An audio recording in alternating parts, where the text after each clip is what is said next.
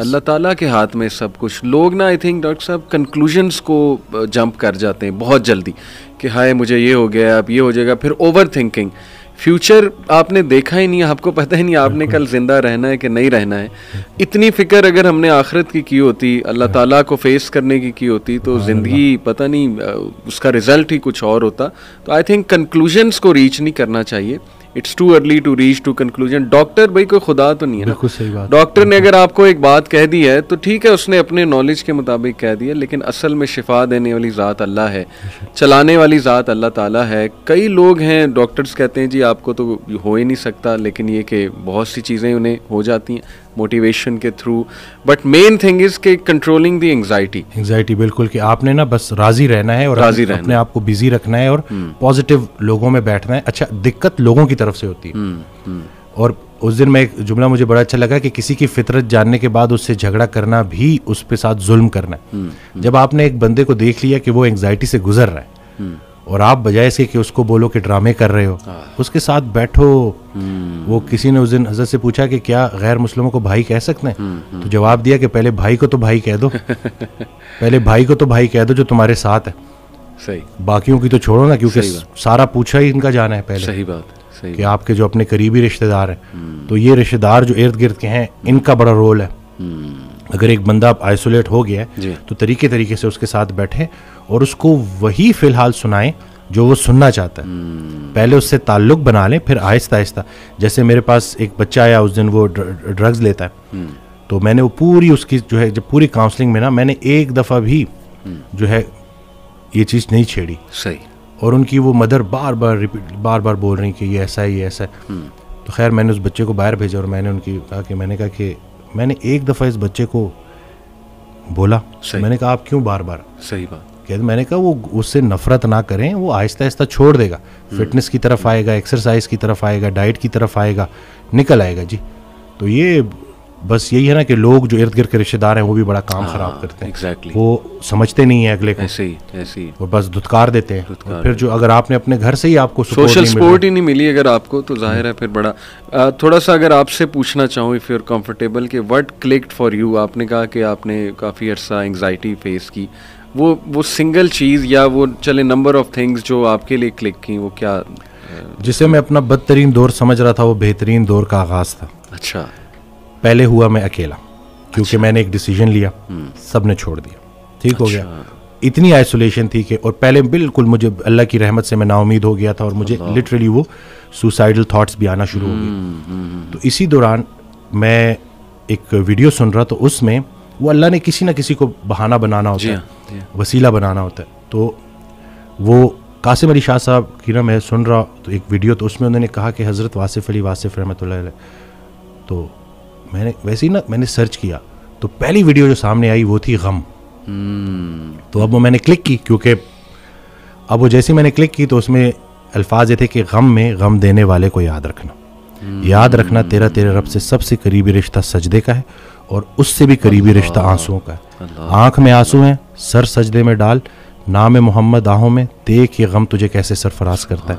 ये वो मोती हैं जो तुझे तेरे मुकाम से आशना करेंगे। गम से घबराना नहीं है, गम को रीड करना है। वो हदीस शरीफ नहीं सुनी कि जिस बाप ने 3 बेटियों को पाल पोस के बड़ा किया और रुखसत किया, यानी कि रुखसती का गम बर्दाश्त किया, जो 3 दफ़ा, क्योंकि जितनी प्यारी बेटी होगी उतना बड़ा गम दे के जाएगी। तो जो 3 दफ़ा इस गम से गुजार दिया गया, अगला मुकाम उसका रसूलुल्लाह सल्लल्लाहु अलैहि वसल्लम के साथ है। तो गम तो तुझे अल्लाह के करीब करने आया, ये शॉर्ट कोर्स है। अब मेरे लिए जो मेरी तन्हाई थी वो मेरी सबसे बड़ी सपोर्ट इसलिए बन गई कि मुझे कोई डिस्ट्रैक्ट करने वाला नहीं था। फिर मैंने और सुना, फिर मैंने और लोगों को सुना, फिर मैंने इसी तरह से यूथ क्लब, इसी तरह से ताहा इब्न जलील सारा। अक्सर जब वो जो था, जो लास्ट जो हमारा हुआ था, तो उसमें मैंने उन्हीं की सुनी बातें उन्हीं को सुना रहा था। तो बस लेकिन देखें ना, कहीं से भी अगर, और उनसे भी जब पूछते थे ना जैसे कि आपके लिए हम क्या करें, तो उन्होंने कहा कि मेरा ये पैगाम लोगों तक पहुँचा कि ये जो हम अमल से खाली हो गए हैं ना, वो इल्म जो अमल से खाली रह जाए उसका भी पूछा जाएगा। सही बात। तो करने वाले काम है, कर डालो। हमारा सबसे बड़ी खुशफहमी हमारी ये है कि हमारे पास टाइम है।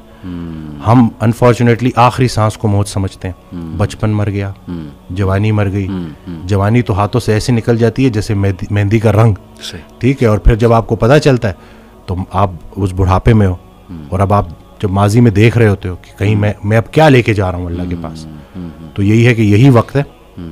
तो जिस टाइम मैं गिला कर रहा था, शिकवे कर रहा था, और फिर उन्होंने कहा कि ख्वाहिशें टूटने का और उस गम से निकलने का एक ही तरीका है कि कोई एक ख्वाहिश ऐसी डेवलप कर ली जाए जो बाकी तमाम ख्वाहिशात पे बाजी ले जाए, लेकिन वो ख्वाहिश ठहरने की ना हो, जाने की हो। फिक्र आखिरत तुम्हें दुनिया की हर फिक्र से आज़ाद। सही बात, सही बात। जो बिन देखे रहमान से डरता था वो तब नहीं डरेगा जब देखेगा। सही बात। बल्कि लास्ट जब मैं लाहौर आया था तो ये मैंने वो टीवी लगाया तो वो कुरान की, तो उसमें ना उसकी आयत, उसका तर्जुमा के कुरान पाक में अल्लाह ताला कहता है, इरशाद फरमाते हैं कि तुम वो वादा याद रखो जो तुमने मुझसे किया था, मैं वो वादा याद रखूंगा जो मैंने तुमसे किया था। तो हमने बस वो वादा किया था। नमाज भी तो अल्लाह की याद है ना। सही सही। तो और फिर दूसरा ये कि यकसोई, कि जब आपका ना यकसोई नसीब हो जाए, एक ही आप डायरेक्शन में चलना शुरू हो जाओ। मोहब्बत क्या है? मोहब्बत इधर उधर देखना नहीं है, एक ही डायरेक्शन में देखना। बिल्कुल सही। तो जब आपकी डायरेक्शन अल्लाह की तरफ हो जाए ना, फिर उठना बैठना हर चीज़, और वैसे ही अल्लाह ताला आपको मुश्किल से निकाल लेता है। और डॉक्टर साहब, आई थिंक ये जो सेंटेंस है ना जो आपने बोला था कि अल्लाह संभाल लेगा, बिल्कुल ultimately you have to leave everything to Allah. और कुरान मजीद में भी अल्लाह, इवन नबी सल्लल्लाहु अलैहि वसल्लम कहते हैं ना कि तुम मशवरा करो, लेकिन उसके बाद अल्लाह पे तवक्कल करो और छोड़ दो, अल्लाह ताला उसको संभाल लेगा। आई थिंक जब हमें ये बिलीफ हो गया ना कि कायनात का निज़ाम चलाने वाला अल्लाह, लोगों के दिलों का कंट्रोल अल्लाह की 2 उंगलियों के दरमियान है, ये हदीस में आता है। हर चीज़, एटम भी मूव नहीं कर सकता अल्लाह की इजाज़त के बगैर। अल्लाह अल वकील है, जिसका मतलब है डिस्पोजर ऑफ अफेयर्स। तमाम अफेयर्स अल्लाह ने डिस्पोज ऑफ करने हैं। जो आपकी ज़िंदगी में हो रहा है, ये आप तवक्कल रखें, यकीन रखें कि वो अल्लाह की इजाज़त से हो रहा है। उसका एक मकसद है, बस आपने ये तलाश करना है, बजाय कि उस गम को अपने सर पे चढ़ाने के। जैसे आपने कहा, you just have to find out कि यार ये आया क्यों है, इसका मकसद क्या है, ये मुझे क्या सिखाना चाह रहा है। और सजदे में जाके बंदा रो पड़े अल्लाह के आगे, अल्लाह से तकवीत मांगे, अल्लाह से कहे कि अल्लाह मुझे पर्सपेक्टिव दे। बल्कि मैं एक कोट पढ़ रहा था, even though he is a non Muslim writer है बहुत बड़ा, मेरे जहन से अभी खैर नाम निकल गया, उन्होंने बड़ी कमाल की बात की। उन्होंने कहा, oh my Lord make me brave and मुझे ऐसी सकत दे कि मैं अपने गम से वो रीज़न ढूंढ सकूं कि ये आया क्यों है। सुभान अल्लाह। यानी even though is a non Muslim, लेकिन ये कि इतनी उसमें अकल है कि वो ये दुआ कर रहा है। तो यही बात है कि विजडम फाइंड आउट करो कि ये क्यों आया है। और बल्कि मैं, डॉक्टर साहब, एक मेरे दोस्त हैं, बड़े अच्छे स्कॉलर हैं, उन्होंने एक बड़ी प्यारी बात की। उन्होंने कहा कि जब बंदे पे गम आए ना, तो चलो कुछ देर गमगीन रहना ये नेचुरल है, फितरी है। रसूलुल्लाह सल्लल्लाहु अलैहि वसल्लम पे बड़े गम आए, हज़रत खतीजा की जो डेथ थी वो उससे बड़ा गम नहीं था। The most smiling face did not smile for months, तो इट्स नेचुरल, ओके। लेकिन वो रुक नहीं गए। ऐसा नहीं था कि वो आइसोलेशन में चले गए, या ऐसा नहीं था कि सारे काम ठप हो गए। क्योंकि मेरे दोस्त ने कहा कि देखो, जब हम ठप हो जाते हैं ना, ये पैसिव शिकवा है अल्लाह से। इतनी तो हिम्मत नहीं ज़बानी रब से शिकायत करें, लेकिन ये कि हम ठप होके दिखाते हैं कि जी बस मैं तो राज़ी नहीं आपकी रज़ा में, इनडायरेक्टली तो हम यही कह रहे हैं। उन्होंने कहा, जो लोग गम में खड़े हो जाते हैं ना, उनका दिल नहीं कर रहा सुबह उठने का, बिस्तर पे पड़े रहते हैं। आई एम श्योर आप भी ऐसी कंडीशन से गुजरे हैं कि उठने का दिल ही नहीं करता, हिम्मत ही नहीं कि जी, बंदे का दिल करता है मैं सोया रहूं, रियलिटी में आऊँ ही ना, मतलब रियलिटी इज सो बैड। लेकिन उस वक्त जो उठ जाता है ना, यकीन करें, जो हिम्मत पकड़ता है, अल्लाह का नाम लेता है, आई थिंक ये अल्लाह को वो ये मैसेज दे रहा है कि अल्लाह मैं राज़ी हूँ, बिल्कुल, बस अब आप चलाएं मुझे। और सब्र भी, बल्कि मेरे पास पेशेंट आए तो मैं उनकी ना, मैंने कहा आपने सब्र करना है, तो कहते कर रहा हूँ ना। मैंने कहा कि सब्र तो ऐसे करना है कि दूसरा बंदा अपनी परेशानी भूल जाए। सब्र ऐसे आपने डिफाइन करना है कि दूसरा आपके पास आए और आप, क्योंकि यही सब्र है, बिल्कुल ऐसे। अब आपको मैं देख रहा हूँ, आपने अपने आप को चूर चूर कर दिया। और बाकी एक और बात कि अपने आंसुओं को लोगों के सामने रायगा मत करना, क्योंकि इन आंसुओं की खरीदार रहमत परवरदिगार है, तो उनके सामने बहाओ और फिर देखो कि क्या होता है। और बाकी एक क्वेश्चन बहुत सारे लोग ना मुझसे करते हैं एंग्जाइटी से रिलेटेड, कि हमें लगता है कि हमारे बाद हमारे बीवी बच्चों का क्या होगा। तो मैं ये कहता हूँ कि हज़रत कहते हैं ऑडियो में कि जो इंसान ये सोचता है कि उसके मरने के बाद उसकी बीवी बच्चों का क्या होगा, उसका ईमान नामुकम्मल है। उसने पालने वाले की पालने वाली सिफ्त पे ईमान ही नहीं लाया। अल्लाह, जिनके लिए पूरी कायनात बनाई, उनको यतीमी और गरीबी से गुजारा, उनको माँ बाप नहीं दिए, आपको दे दिए। हम शुक्र के मुकाम को गिले में कन्वर्ट कर देते हैं। सेहत भी है, ज़िंदगी भी है, और कब तक है कोई नहीं जानता, और जब तक है वो कोई चेंज नहीं कर सकता, तो फिर अभी क्यों परेशानी लेते हो? क्या इन बच्चों को हम पाल रहे हैं? सही बात। क्या हम खुद को पाल रहे हैं? क्या हम इस काबिल हैं? बेशक। कद पे हद का पहरा, सेहत पे बीमारी का पहरा, और इतने पहरों में पैदा किया हुआ इंसान चाहता क्या है? आज़ादी। तो ये करके देख ले। सही बात। डॉक्टर साहब, जस्ट टू वाइंड अप, क्योंकि हमारा यूथ के रिलेटेड काम है, तो आपने कल मेरी आपसे बात हो रही थी, आपने एक बड़ी आई ओपनिंग बात की।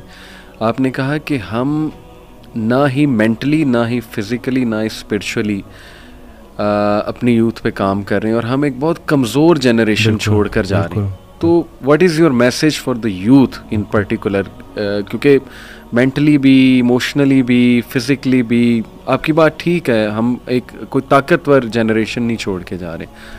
देखें, असल में बहुत चैलेंजिंग है, लेकिन इन बच्चों को ये समझना होगा कि अभी चूँकि उम्र ऐसी होती है। उस दिन भी एक कोई हार्ट ब्रेक हो गया था, तो प्रॉपर ना सही डिप्रेशन में, तो मैंने उसको कहा कि हर उस इंसान का शुक्रिया जिसने मेरी आंखों को आंसू दिए, ये आंसू मुझे अल्लाह के पास ले गए।